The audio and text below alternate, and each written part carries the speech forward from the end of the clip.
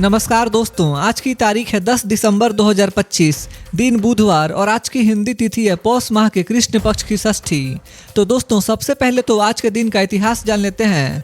दोस्तों आज के दिन यानी 10 दिसंबर को दुनिया भर में मानवाधिकार दिवस यानी ह्यूमन राइट्स डे मनाया जाता है।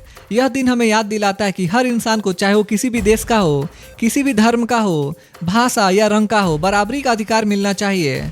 साल 1948 में संयुक्त राष्ट्र यानी यूनाइटेड नेशंस ने एक बहुत ही महत्वपूर्ण दस्तावेज बनाया था जिसे कहते हैं मानवाधिकारों की सार्वभौमिक घोषणा UDHR। इसमें साफ लिखा है कि हर व्यक्ति को आज़ादी, सुरक्षा, सम्मान और न्याय का हक मिलता है। आज का दिन हमें यह भी सिखाता है कि अगर किसी के साथ गलत हो रहा है तो आवाज़ उठाना भी हमारा अधिकार है और जिम्मेदारी भी है। तो दोस्तों ये था आज के दिन का इतिहास। तो चलिए अब जानते हैं आज की देश भर की सबसे बड़ी खबरें।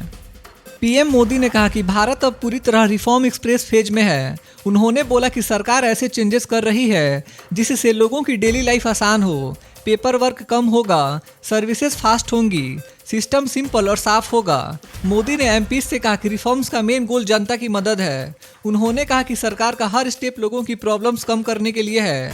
मोदी ने साफ कहा, हम बदलाव स्पीड से कर रहे हैं लेकिन जनता को ध्यान में रखकर। पीएम मोदी ने कहा कि सरकार जल्द जन विश्वास बिल 2.0 लाने वाली है। इस बिल का मकसद है कि छोटे छोटे केसेस को क्रिमिनल कैटेगरी से बाहर किया जाए, यानी छोटी गलती पर जेल नहीं, सिर्फ वार्निंग या फाइन होगा। इससे बिजनेस करना इजी होगा, स्मॉल शॉप्स और स्टार्टअप्स को ज़्यादा फायदा मिलेगा। मोदी ने कहा कि हमारा फोकस है लोगों का टाइम बचाना और सिस्टम को सिंपल बनाना। यह बिल आने वाले दिनों में बिगेस्ट रिफॉर्म माना जा रहा है। बिजनेस कम्युनिटी इस कदम को लेकर काफ़ी एक्साइटेड है। संसद में पीएम मोदी ने कहा कि वंदे मातरम सिर्फ एक सॉन्ग नहीं बल्कि देश की स्ट्रेंथ है। उन्होंने बोला कि आज़ादी की लड़ाई में इस गीत ने हर भारतीय को एनर्जी दी है। मोदी ने कहा कि यह सॉन्ग हमें हर चैलेंज से लड़ने की शक्ति देता है।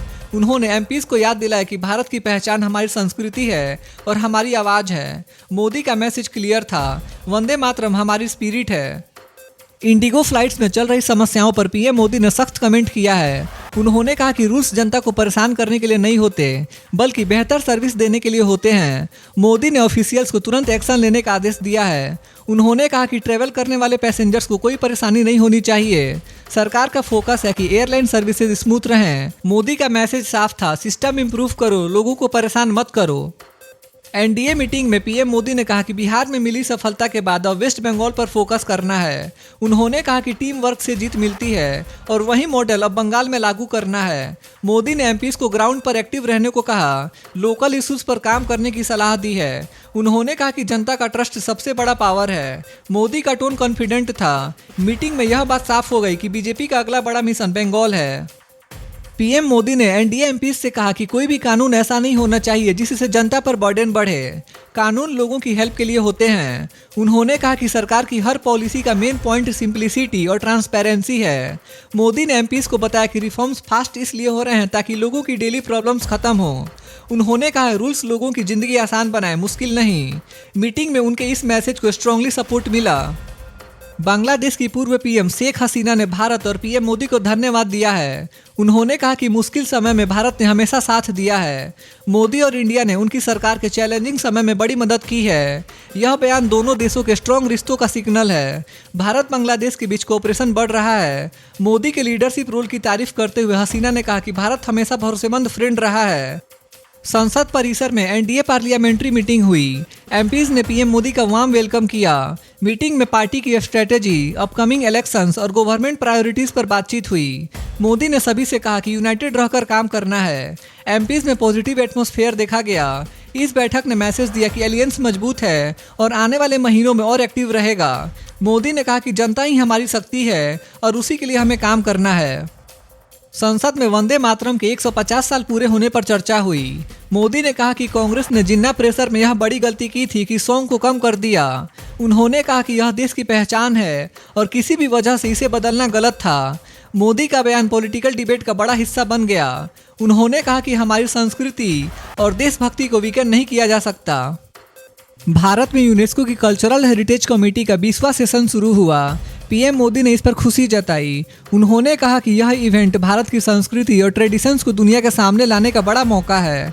मोदी ने कहा कि देश की आर्ट, डांस, म्यूजिक और लोकल ट्रेडिशंस ग्लोबल लेवल पर साइन करेंगे। उन्होंने उम्मीद जताई कि यह सेशन दुनिया की कल्चरल हेरिटेज को बचाने में मदद करेगा। बिहार में बड़ा पॉलिटिकल अपडेट आया है। एआईएमआईएम के 5 विधायक मुख्यमंत्री नीतीश कुमार से मिले। मीटिंग का मेन पॉइंट था सीमांचल के रोड्स, हॉस्पिटल्स और स्कूल्स का डेवलपमेंट। एमएलए मुर्शीद आलम ने नीतीश को पॉलिटिकल गुरु भी कहा। उन्होंने कहा कि पॉलिटिक्स अलग हो सकती है लेकिन रेस्पेक्ट हमेशा रहेगी। इस मीटिंग के बाद उम्मीद है कि सीमांचल में डेवलपमेंट प्रोजेक्ट्स फास्ट हो सकते हैं। कूच बिहार की रैली में सीएम ममता बनर्जी ने केंद्र को लेकर बड़ा स्टेप लिया। उन्होंने 100 डे वर्क स्कीम पर आई कंडीशंस वाले केंद्र के लेटर को स्टेज पर ही फाड़ दिया। ममता ने कहा कि बंगाल किसी से मर्सी नहीं मांगेगा, राज्य अपनी स्कीम्स खुद चलाएगा। उन्होंने साफ कहा कि बंगाल में एनआरसी या डिटेंशन कैंप कभी अलाउ नहीं होगा। ममता ने लोगों से कहा कि वे किसी भी तरह के डर में न आए। उनका मैसेज साफ था, बंगाल अपनी डिग्निटी के साथ चलेगा। ममता बनर्जी ने कहा कि वेस्ट बंगाल असेंबली इलेक्शन की डेट तभी आएगी जब फाइनल वोटर लिस्ट जारी होगी।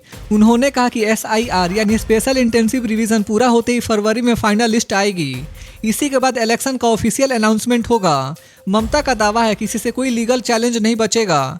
उन्होंने आरोप लगाया कि वोटर लिस्ट की प्रक्रिया का इस्तेमाल लोगों को डराने के लिए किया जा रहा है, लेकिन उन्होंने जनता को भरोसा दिलाया कि किसी का नाम गलत तरीके से हटाया नहीं जाएगा।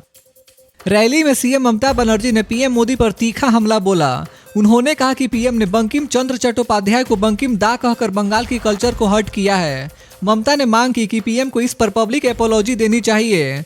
उन्होंने कहा कि बंगाल अपने आइकन्स का अपमान बर्दाश्त नहीं करेगा। स्पीच में उन्होंने यह भी दोहराया कि बंगाल किसी की भी भीख पर नहीं चलेगा। उनका टोन आज काफ़ी एग्रेसिव था। उत्तर प्रदेश के सीएम योगी आदित्यनाथ गोरखपुर पहुंचे। यहां उन्होंने जनरल बिपिन रावत की याद में बने एक बड़े ऑडिटोरियम का उद्घाटन किया। यह ऑडिटोरियम मॉडर्न फैसिलिटी से तैयार किया गया है और इसमें 1000 से ज़्यादा लोग बैठ सकते हैं। योगी ने कहा कि ये जगह युवाओं और छात्रों के लिए एक बड़ा लर्निंग सेंटर बनेगी। कार्यक्रम में सेना के पूर्व अफसर, स्टूडेंट्स और कई स्थानीय लोग शामिल हुए। यूपी में चल रहे वोटर वेरिफिकेशन अभियान में अभी तक लगभग 2.75 करोड़ लोगों के फॉर्म्स जमा नहीं हुए हैं। इस पर सीएम योगी ने आज कड़ा संदेश दिया।